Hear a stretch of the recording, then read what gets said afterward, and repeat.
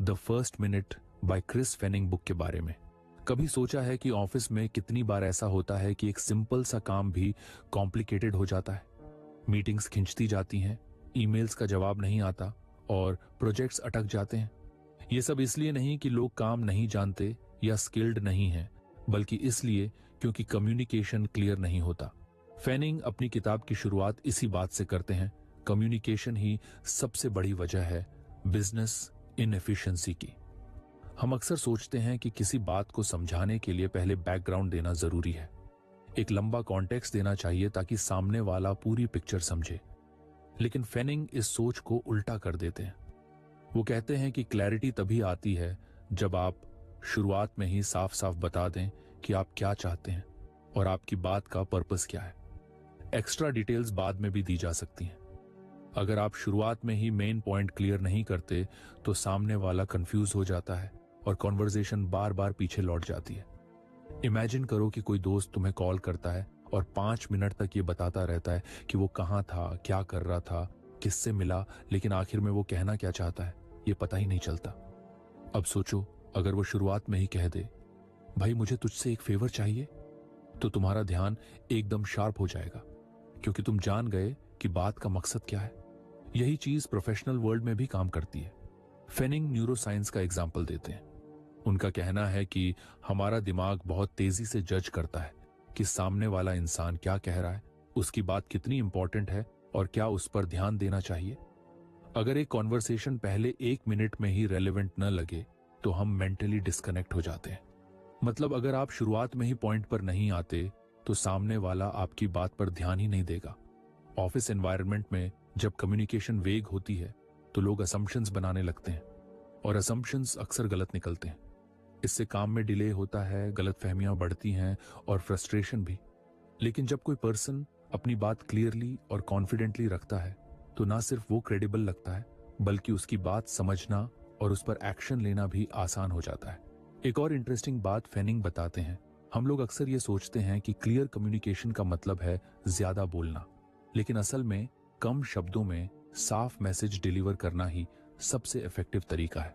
जितना ज्यादा आप अननेसेसरी डिटेल्स में उलझेंगे, उतना ही सामने वाला बोर्ड होगा या कंफ्यूज रहेगा। इसलिए अगर आप चाहते हैं कि आपकी बात सुनी जाए और समझी भी जाए, तो शुरुआत में ही बताइए कि आप क्या चाहते हैं। फॉर एग्जाम्पल, एक मैनेजर अपने टीम से कहता है, let me tell you a story about something that happened last quarter, और फिर वो 10 मिनट तक एक पुराना इंसिडेंट एक्सप्लेन करता है। लेकिन अगर वो सीधा बोले, we need to improve our client response time by 30% and here's why, तो पूरी टीम एकदम अलर्ट हो जाएगी, क्योंकि उन्होंने पर्पस जान लिया। क्लैरिटी सिर्फ लैंग्वेज से नहीं आती, बल्कि आपके टोन, बॉडी लैंग्वेज और डिलीवरी से भी आती है। जब आप कॉन्फिडेंट होते हैं कि आप क्या कहना चाहते हैं, तो आपकी आवाज में फर्मनेस होती है, और जब आप खुद अनश्योर होते हैं तो आपकी बातों में घबराहट और कंफ्यूजन दिखती है। सामने वाला भी इसी एनर्जी को अब्सॉर्ब करता है। एक अच्छी कम्युनिकेशन की सबसे बड़ी क्वालिटी होती है कि वो एक्शन ओरिएंटेड होती है, यानी बात करने के बाद सुनने वाले को पता चले कि उसे करना क्या है। जब कोई ईमेल वेग होती है जिसमें लिखा होता है let me know your thoughts, तो सामने वाला सोचता है कि उसे रिप्लाई करना भी है या नहीं। लेकिन अगर लिखा हो please confirm by 5 PM if you agree with the proposed plan, तो बात सीधी और क्लियर है। फेनिंग ये भी बताते हैं कि क्लियर कम्युनिकेशन से सिर्फ काम आसान नहीं होता, बल्कि ट्रस्ट भी बिल्ड होता है। जब कोई लीडर अपनी बात डायरेक्ट और रिस्पेक्टफुल तरीके से रखता है तो लोग उसकी बातों पर ज्यादा भरोसा करते हैं। उन्हें लगता है कि ये इंसान चीजों को कॉम्प्लिकेट नहीं करता, और ये क्वालिटी हर सक्सेसफुल लीडर में होती है। कम्युनिकेशन क्लियर होने से टाइम भी सेव होता है। सोचना कि आपको हर चीज एक्सप्लेन करनी है, हर छोटी बात शेयर करनी है, ये एक मिथ है। असल में लोग अप्रिशिएट करते हैं जब आप उनकी टाइम की वैल्यू करते हैं और सिर्फ वही इंफॉर्मेशन देते हैं जो जरूरी है। इससे ना सिर्फ आपके वर्ड्स का इंपैक्ट बढ़ता है, बल्कि आपके लिए रिस्पेक्ट भी। अब बात करते हैं उन हैबिट्स की जो अनक्लियर कम्युनिकेशन पैदा करती हैं। सबसे कॉमन हैबिट है मैसेज को डिले करना, यानी बात को घुमा फिरा कर कहना। दूसरा है किसी पॉइंट को लेकर खुद अनश्योर होना।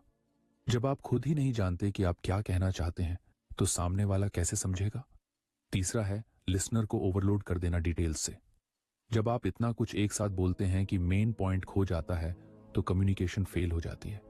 इसका सॉल्यूशन है सिंपल स्ट्रक्चर फॉलो करना।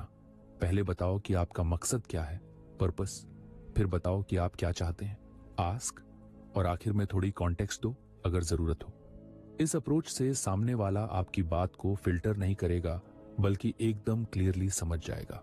फेनिंग ये भी बताते हैं कि अगर आप चाहते हैं कि लोग आपकी बात सीरियसली लें तो आपको खुद अपनी बात को लेकर क्लियर और कॉन्फिडेंट होना पड़ेगा।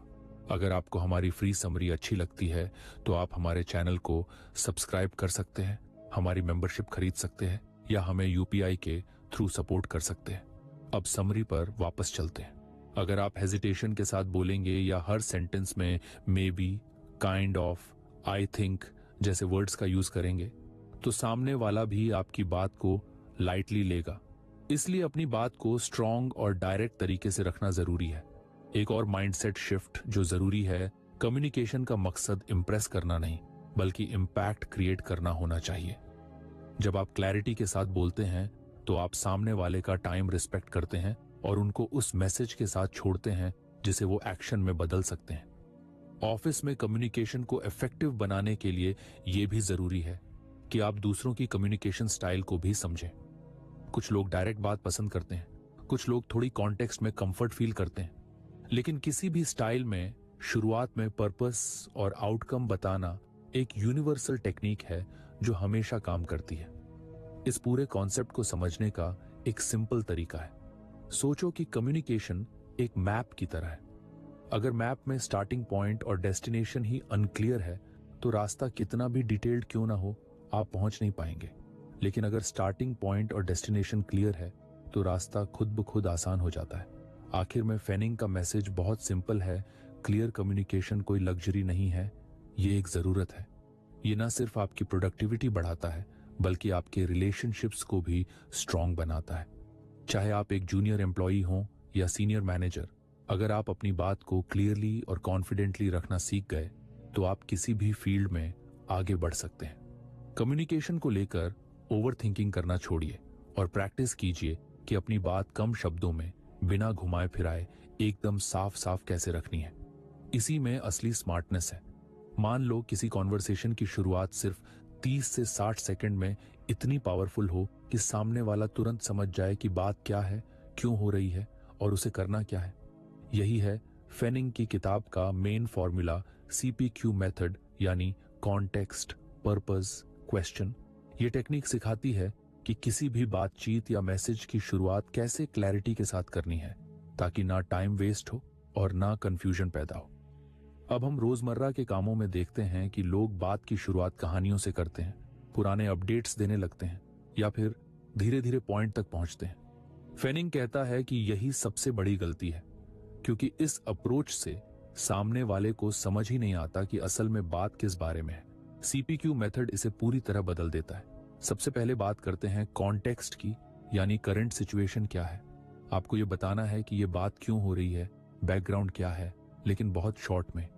जैसे मान लीजिए आप अपने मैनेजर से बात कर रहे हैं तो आप कह सकते हैं, हम पिछले 3 हफ्तों से क्लाइंट के फीचर रोल आउट पर काम कर रहे हैं। बस इतना ही काफी है ताकि सामने वाले को पता चले कि बात किससे जुड़ी है।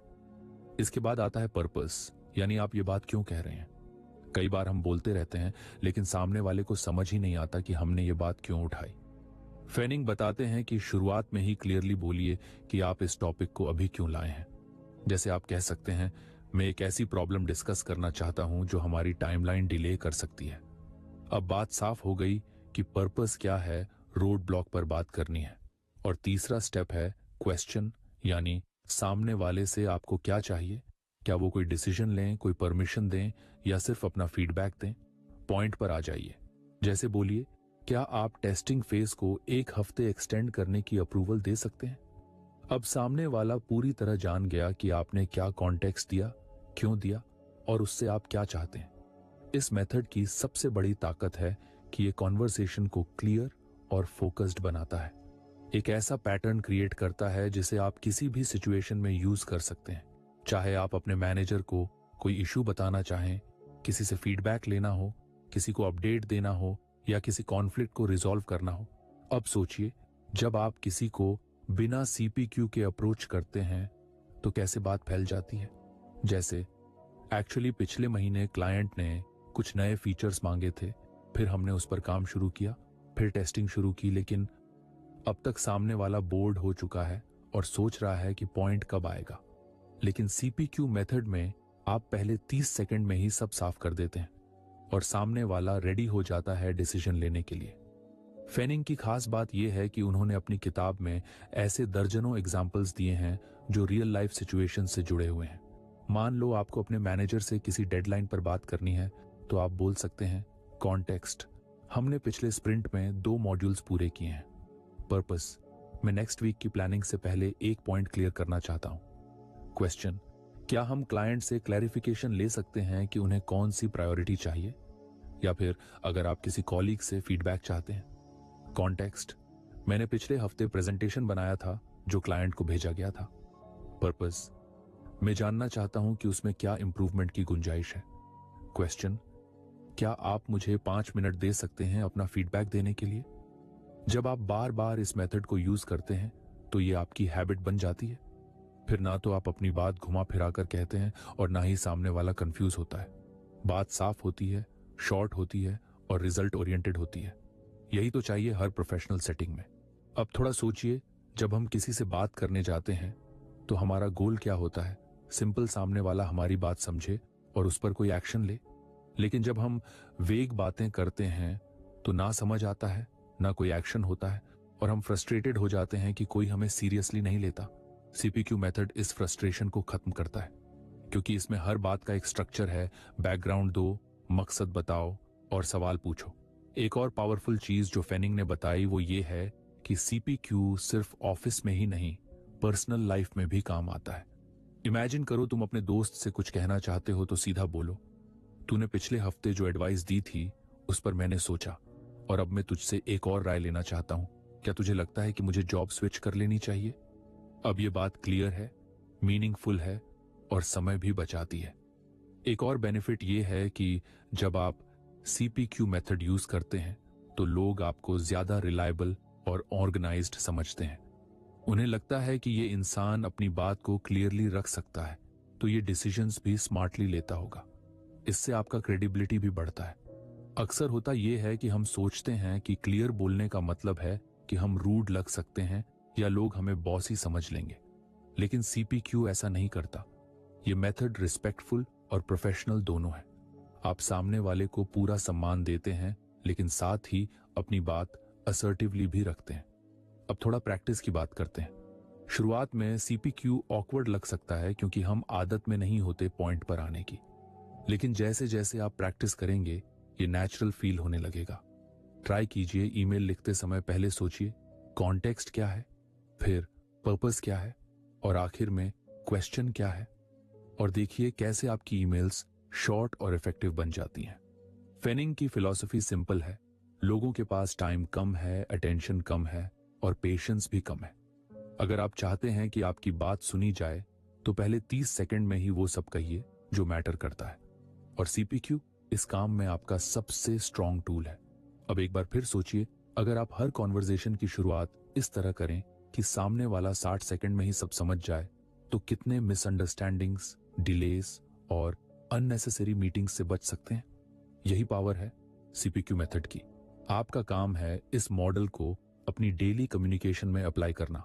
चाहे आप जूनियर हैं, सीनियर हैं या किसी भी रोल में हैं, अगर आप क्लियरली और कॉन्फिडेंटली बात रख सकते हैं तो आप हर जगह एक स्टेप आगे रहेंगे। काम की दुनिया में कम्युनिकेशन सबसे जरूरी चीज है, लेकिन सबसे ज्यादा मिसअंडरस्टैंडिंग्स भी इसी से होती हैं। फेनिंग की किताब में यह बताया गया है कि लोग बातचीत करते समय कुछ ऐसी आदतें अपनाते हैं जो बात को स्ट्रांग बनाने के बजाय उसे वीक बना देती हैं। इन गलतियों को वो कॉमन कम्युनिकेशन पिटफॉल्स कहते हैं, यानी ऐसी छोटी छोटी गलतियां जो हमारी बात का असर कम कर देती हैं और सामने वाले को कंफ्यूज या अनइंटरेस्टेड बना देती हैं। अगर हम इनसे बचना सीख जाएं तो हमारी हर बात ज्यादा इंपैक्टफुल बन सकती है। सबसे पहली गलती जो लोग करते हैं वो है रैम्बलिंग, यानी बात को घुमा फिरा कर कहना। कई बार लोग बातचीत की शुरुआत इमोशन या बैकग्राउंड से करते हैं। जैसे, मुझे लगा आपको बताना चाहिए कि जब मैं क्लाइंट कॉल पर था तो मुझे थोड़ी परेशानी हुई, क्योंकि पिछली बार जब हम बात कर रहे थे, अब इसमें ना तो साफ पता चल रहा है कि पॉइंट क्या है और ना ही सामने वाला इंटरेस्ट ले पा रहा है। फेनिंग कहता है कि कॉन्वर्सेशन की शुरुआत क्लियर और शार्प होनी चाहिए, ना कि इमोशंस और हिस्ट्री से भरी हुई। स्टोरी टेलिंग अपनी जगह सही है, लेकिन पहले 30 से 60 सेकंड में नहीं। उस समय आपको एक्शन के लिए फ्रेम करना होता है, नॉट एंटरटेनमेंट के लिए। दूसरी बड़ी गलती है ओवर एक्सप्लेनिंग, यानी जरूरत से ज्यादा डिटेल्स दे देना, वो भी शुरुआत में। मान लीजिए आप एक टेक्निकल चीज एक्सप्लेन कर रहे हैं और आपने फुल प्रोसेस या बैकग्राउंड डेटा देना शुरू कर दिया, तो सामने वाला बोर्ड हो सकता है या उसे समझ ही नहीं आएगा कि ये बात क्यों की जा रही है। फेनिंग कहते हैं कि किसी भी टेक्निकल डिटेल को तब तक मत दीजिए जब तक आपने ये एस्टैब्लिश ना कर दिया हो कि ये डिटेल रेलिवेंट क्यों है। पहले सामने वाले को बताइए कि इससे उसका क्या लेना देना है, फिर चाहे तो डिटेल में जाइए। तीसरी कॉमन गलती है पैसिव ओपनिंग्स। कई बार हम अपनी बात शुरू करते हैं कुछ ऐसे फ्रेजेस से, I was just wondering if maybe we could, या I thought it might be okay to bring this up. अब ऐसे शब्द आपकी बात को सॉफ्ट बना देते हैं, लेकिन इतने सॉफ्ट कि सामने वाले को लगे ही नहीं कि आप सीरियसली कुछ कह रहे हैं। ये अप्रोच आपकी अथॉरिटी और कॉन्फिडेंस को कमजोर कर देती है। फेनिंग कहते हैं कि जब आप बात करें तो रिस्पेक्टफुली लेकिन असर्टिवली करें। जैसे अगर आपको कोई डिसीजन चाहिए तो साफ साफ कहिए, मुझे आपकी राय इस प्रस्ताव पर आज देनी होगी, can we discuss it now. इस तरह सामने वाला सीरियसनेस समझता है और एक्शन लेने के लिए तैयार होता है। एक और बड़ी गलती है अस्यूम्ड नॉलेज, यानी ये मान लेना कि सामने वाला पहले से सब जानता है। हम अक्सर ये सोचते हैं कि दूसरे को प्रोजेक्ट का बैकग्राउंड पता होगा, कौन कौन लोग उसमें हैं या क्या क्या इशू चल रहा है, लेकिन हर बार ऐसा नहीं होता। फेनिंग बताते हैं कि अगर आप कॉन्टेक्स्ट स्किप कर देते हैं तो सामने वाला आपकी बात का मतलब ही नहीं समझ पाता और कॉन्वर्सेशन इधर उधर भटकने लगती है। इसलिए जरूरी है कि आप शॉर्ट में क्लियर कॉन्टेक्स्ट दें ताकि लिसनर आपके साथ उसी पेज पर आ सके। अब बात करते हैं इम्पैक्ट की। फेनिंग कहते हैं कि शुरुआत के कुछ सेकंड्स में ही यह तय हो जाता है कि आपकी बात को इंपॉर्टेंस मिलेगी या नहीं। अगर आपने बात की शुरुआत अनक्लियर, वीक या बोरिंग तरीके से की तो अटेंशन खत्म हो जाती है। इसके बजाय अगर आप अपनी बात सीधे और कॉन्फिडेंटली रख दें तो सामने वाला तुरंत अलर्ट हो जाता है। जैसे एक एग्जाम्पल लीजिए, I was just thinking about our budget. ये सुनने में ऐसा लगता है जैसे कोई कैजुअली सोचा जा रहा है, कोई अर्जेंसी नहीं है। लेकिन अगर आप कहें, I need a decision on the project budget this week, can we talk, तो बात सीधी है और सामने वाले को पता चलता है कि यह जरूरी डिस्कशन है। असल में फेनिंग यही कहते हैं कि कॉन्वर्सेशन की शुरुआत एक्शन ओरिएंटेड होनी चाहिए। स्टोरी टेलिंग हिस्ट्री या इमोशन से नहीं, बल्कि फोकस और इंटेंशन से शुरू होनी चाहिए। और ये तब और आसान होता है जब हम कॉन्शियसली अपनी बात फ्रेज करना सीख जाएं।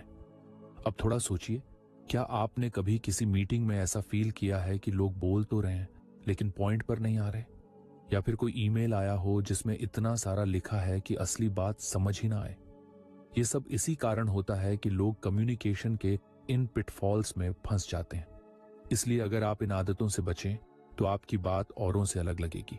फेनिंग ये भी सजेस्ट करते हैं कि जब भी आप कोई मैसेज लिखें या कॉन्वर्सेशन शुरू करें तो खुद से 3 सवाल पूछिए। 1, क्या मैं बात को अननेसेसरी लंबा तो नहीं कर रहा? दूसरा, क्या मैं शुरू में ही रेलेवेंस एस्टैब्लिश कर रहा हूं? तीसरा, क्या मैं असर्टिव हूं या मेरी बात पैसिव लग रही है? अगर इन तीनों का जवाब सही में हाँ है तो आपकी बात इंपैक्टफुल बनेगी, और नहीं तो थोड़ा रिफ्रेज करने की जरूरत है। एक और मजेदार बात यह है कि फेनिंग इसको एक हैबिट की तरह देखने को कहते हैं। शुरुआत में शायद आपको लगे कि आप बहुत डायरेक्ट हो रहे हैं या बात छोटी लग रही है, लेकिन असल में यही क्लैरिटी आपके प्रोफेशनल वैल्यू को बढ़ाती है। लोग आपको याद रखते हैं कि ये इंसान साफ साफ बात करता है और टाइम बचाता है। अब आप खुद सोचिए, क्या आप अपनी कम्युनिकेशन में कभी इनमें से कोई गलती करते हैं? अगर हाँ, तो कोई बात नहीं, इन्हें ठीक किया जा सकता है। बस आपको थोड़ी अवेयरनेस और प्रैक्टिस की जरूरत है। अगली बार जब आप किसी से बात करें तो इन चीजों का ध्यान रखें। बैकग्राउंड से बात शुरू मत कीजिए, अननेसेसरी डिटेल्स से बचिए, पैसिव वर्ड्स को छोड़िए और मान के मत चलिए कि सामने वाला सब जानता है। और अगर चाहें तो इस होल कॉन्सेप्ट को अपनी ईमेल्स में भी अप्लाई कीजिए। देखिएगा कैसे लोग आपके मैसेज का फास्टर रिप्लाई देने लगते हैं। कम्युनिकेशन कोई मैजिक नहीं है, ये बस क्लैरिटी और स्ट्रक्चर की गेम है। फेनिंग हमें यही सिखाते हैं कि कैसे हम छोटी छोटी चीजें सुधार कर अपनी बात को इम्पैक्टफुल बना सकते हैं। और जब आप ये कर लेते हैं तो ना सिर्फ आपकी बात सुनी जाती है बल्कि उस पर एक्शन भी लिया जाता है। यही तो अल्टीमेट गोल होता है कम्युनिकेशन का। किसी भी प्रोफेशनल दुनिया में सबसे बड़ी मुश्किल तब आती है जब हमें कोई बात सही तरीके से कहनी होती है, चाहे वो प्रोजेक्ट अपडेट देना हो, किसी इशू को हाईलाइट करना हो या फिर किसी से हेल्प मांगनी हो। अक्सर हम सोचते रहते हैं कि कैसे बोलें, क्या लिखें, शब्द कैसे चुनें ताकि सामने वाला कंफ्यूज ना हो, बात समझ भी जाए और एक्शन भी ले। फेनिंग की किताब इस मामले में बहुत प्रैक्टिकल तरीका बताती है। उसमें ना सिर्फ प्रिंसिपल्स बताए गए हैं बल्कि रेडीमेड टेम्पलेट्स और स्क्रिप्ट्स भी दिए गए हैं जो आप रियल लाइफ सिचुएशंस में यूज कर सकते हो। इन स्क्रिप्ट्स का सबसे इंटरेस्टिंग हिस्सा ये है कि ये सब CPQ मॉडल पर बेस्ड है, यानी हर कॉन्वर्जेशन की शुरुआत 3 चीजों से होती है: कॉन्टेक्स्ट, पर्पस और क्वेश्चन। और यही स्ट्रक्चर हर तरह की कम्युनिकेशन को सिंपल, क्लियर और इफेक्टिव बना देता है। फेनिंग ने अलग अलग सिचुएशंस के लिए अलग अलग स्क्रिप्ट्स तैयार किए हैं जिनमें बस थोड़ा चेंज करके आप उन्हें अपनी जरूरत के हिसाब से यूज कर सकते हैं। मान लीजिए आपको टीम के साथ कोई प्रोजेक्ट अपडेट देना है।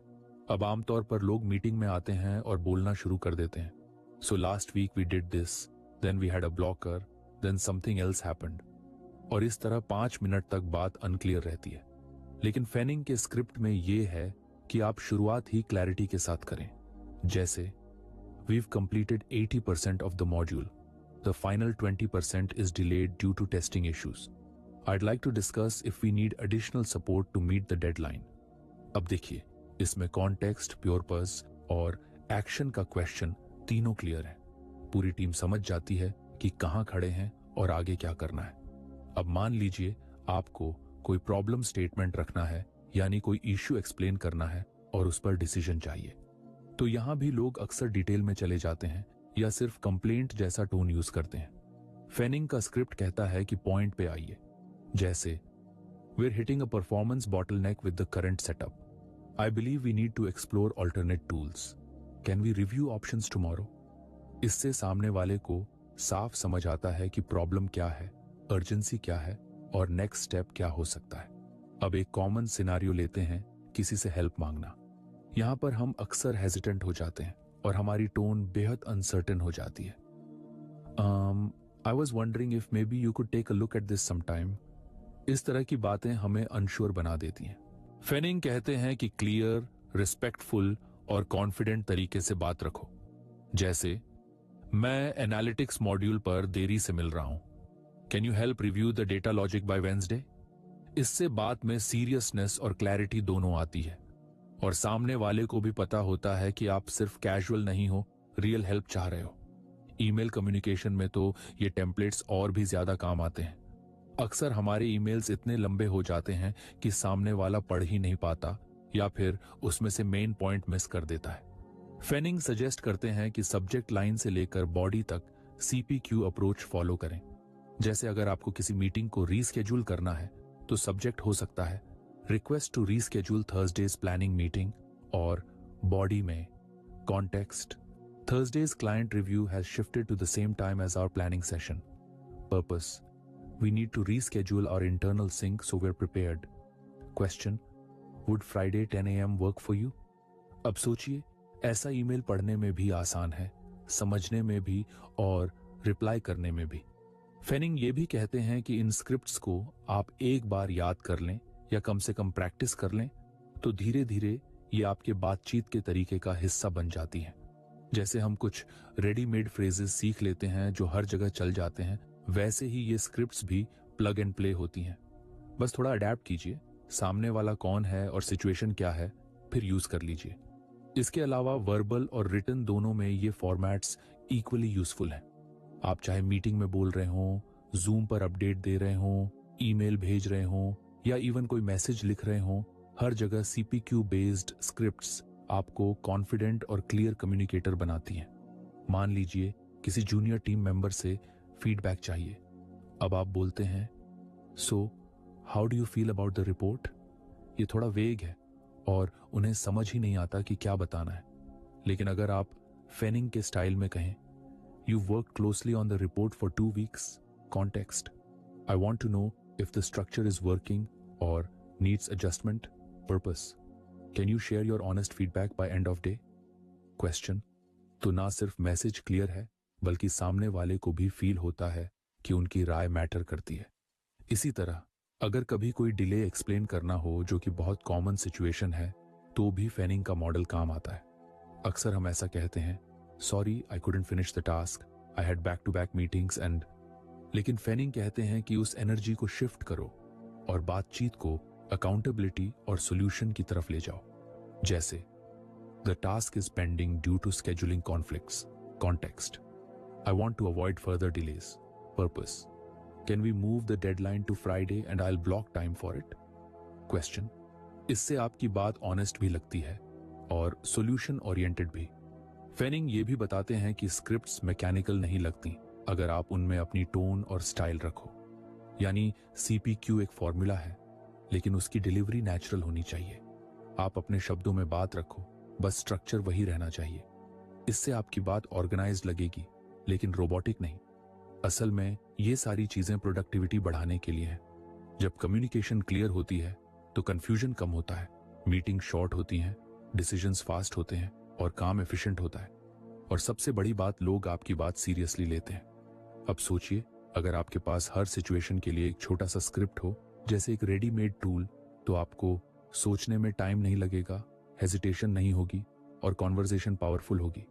फेनिंग की यही कोशिश है कि वो कम्युनिकेशन को एक स्किल की तरह सिखाएं, जिसमें टेम्पलेट्स और स्ट्रक्चर आपको शुरुआती बूस्ट दें। तो अगर आप अपनी प्रोफेशनल लाइफ में ज्यादा कॉन्फिडेंट कम्युनिकेटर बनना चाहते हैं, तो फेनिंग के ये रियल वर्ल्ड स्क्रिप्ट्स एक ट्रेजर की तरह हैं। उन्हें अपनाइए, प्रैक्टिस कीजिए और धीरे धीरे आप खुद अपनी स्क्रिप्ट्स बनाने लगेंगे। और तब कम्युनिकेशन आपके लिए स्ट्रगल नहीं, बल्कि एक स्ट्रेंथ बन जाएगी। क्लैरिटी फेनिंग के अनुसार कोई पर्सनैलिटी ट्रेट नहीं है, बल्कि यह एक स्किल है जिसे कोई भी सीख सकता है और इसे बार बार अभ्यास करने से बेहतर बनाया जा सकता है। अक्सर हम ये मान लेते हैं कि कुछ लोग नेचुरली क्लियर कम्युनिकेटर्स होते हैं, जबकि असल में क्लैरिटी एक लर्न्ड स्किल है जिसे हम अपनी डेली कॉन्वर्सेशंस में सुधार सकते हैं। अगर इसे एक हैबिट के रूप में अपनाया जाए तो ये न सिर्फ हमारी कम्युनिकेशन स्किल्स को बढ़ाता है, बल्कि हमारी लीडरशिप प्रेजेंस और क्रेडिबिलिटी को भी मजबूत करता है। क्लैरिटी का मतलब ये नहीं है कि हमें कॉम्प्लेक्स या टेक्निकल बातों को बेहद आसान बना देना है, बल्कि यह है कि हमारी बातें ऑर्गेनाइज्ड, फोकस्ड और रेलेवेंट हो। फेनिंग का कहना है कि क्लैरिटी की आदत डालने के लिए सबसे पहला स्टेप CPQ मॉडल को अपनी रोजमर्रा की कॉन्वर्सेशंस में अप्लाई करना है। चाहे आप मीटिंग्स में हो, क्लाइंट कॉल पर हो या फिर कैजुअल डिस्कशंस कर रहे हो, हर जगह CPQ का उपयोग करें। अब आप सोच रहे होंगे कि यह आदत कैसे डाली जाए। शुरुआत में थोड़ी मेहनत लगेगी, लेकिन जैसे जैसे आप प्रैक्टिस करेंगे ये एक सेकंड नेचर बन जाएगी। फेनिंग हमें कुछ टिप्स देते हैं जो इस आदत को हमारे जीवन का हिस्सा बना सकते हैं। पहला स्टेप है, छोटी शुरुआत करें। रोजाना एक क्लियर अपडेट दें या एक क्लियर ईमेल भेजें। अब इसे छोटा करने का मतलब यह नहीं है कि आप अपने काम को कम महत्व दे रहे हैं, बल्कि इसका मतलब है कि आप खुद को अपनी कम्युनिकेशन स्किल्स पर काम करने के लिए समय दे रहे हैं। अगर आप दिन में सिर्फ एक बार भी क्लियर और कंसाइज तरीके से कुछ कहते हैं या लिखते हैं, तो यह धीरे धीरे आपकी आदत बन जाएगा। फॉर एग्जाम्पल, मान लीजिए कि आपको किसी को प्रोजेक्ट स्टेटस अपडेट देना है। अगर आप पहले पूरी कहानी या बैकग्राउंड डिटेल से शुरुआत करते हैं तो ये थोड़ा ओवरवेल्म करने वाला हो सकता है, लेकिन अगर आप CPQ के हिसाब से शुरुआत करते हैं तो आप ऐसा कह सकते हैं, context, we've completed 75% of the task, purpose, I want to check if we can get more resources to complete the remaining 25% on time, question, can you help by assigning another developer. ऐसी छोटी updates अगर आप रोज करते हैं तो आपके message को समझने में किसी को भी मुश्किल नहीं होगी। यही प्रैक्टिस धीरे धीरे क्लैरिटी को आपकी हैबिट बना देती है। दूसरी इंपॉर्टेंट टिप है, मीटिंग्स या कॉल्स से पहले जोर से प्रैक्टिस करें। जब भी आपको किसी इंपॉर्टेंट कॉन्वर्सेशन या प्रेजेंटेशन से पहले क्लैरिटी दिखानी हो तो खुद से बात करें। इसे मिरर प्रैक्टिस भी कह सकते हैं।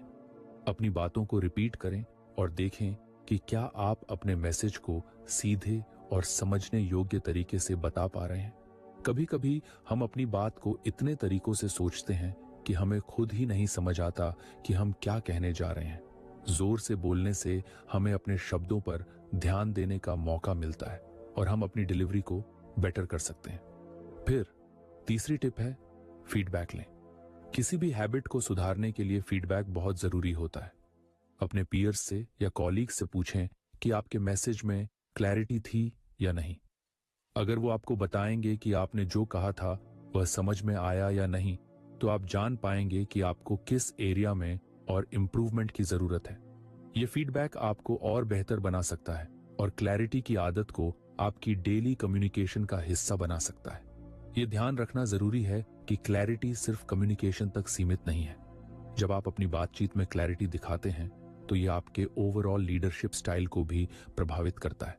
लोग आपकी बातों को समझते हैं, आपकी क्रेडिबिलिटी बढ़ती है और आपकी डिसीजन मेकिंग एबिलिटी पर भी लोग विश्वास करते हैं। जब आप क्लियर रहते हैं तो आपके आसपास के लोग भी क्लियर रहते हैं और फिर टीम के अंदर ट्रांसपेरेंसी और एफिशिएंसी बढ़ती है।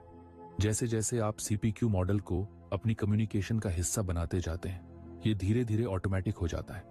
आपको सोचने की जरूरत नहीं रहती कि क्या कहना है, क्योंकि आपकी बातें ऑलरेडी स्ट्रक्चर्ड और कंसाइज होती हैं। ये सिर्फ आपके मैसेज को ही नहीं बल्कि आपके प्रोफेशनल इमेज को भी एनहांस करता है। फेनिंग कहते हैं कि अगर हम चाहते हैं कि क्लैरिटी हमारे काम का हिस्सा बन जाए तो हमें इसे हैबिट में बदलना होगा। हम रोजमर्रा की बातचीत से शुरू करें, प्रैक्टिस करें और हर बार अपने मैसेज को बेहतर बनाने की कोशिश करें। क्लैरिटी कोई रॉकेट साइंस नहीं है, बस एक सिंपल प्रैक्टिस है जिसे हम ध्यान से और नियमित रूप से करते रहें। किसी भी स्किल की तरह क्लैरिटी भी एक ऐसी चीज है जो समय के साथ सुधरती है। शुरुआत में थोड़ी कठिनाई हो सकती है, लेकिन जैसे जैसे आप इस पर काम करते जाएंगे ये आपके लिए एक सेकंड नेचर बन जाएगी। किसी भी कॉन्वर्सेशन में, चाहे वो ईमेल्स हों, मीटिंग्स हों या फोन कॉल्स, क्लैरिटी आपके मैसेज को पावरफुल बनाएगी। और सबसे बड़ी बात यह है कि जब लोग आपकी बातों को समझने में देर नहीं करते तो आपके साथ काम करने का एक्सपीरियंस भी बेहतर होता है। अंत में ये कह सकते हैं कि क्लैरिटी एक ऐसी स्किल है जो न सिर्फ आपकी कम्युनिकेशन को बेहतर बनाती है बल्कि आपकी लीडरशिप क्वालिटी को भी नया रूप देती है। अगर आप चाहते हैं कि आपकी बातें असरदार हों तो ये आदत दिन ब दिन और मजबूत होती जाएगी। बस याद रखें, क्लैरिटी एक जर्नी है, प्रैक्टिस करते रहिए और धीरे धीरे आप इसमें मास्टर बन जाएंगे। तो फ्रेंड्स, ये थी हमारी आज की बुक समरी। आपको कैसी लगी कमेंट करके जरूर बताएं और धन्यवाद आपका समरी एंड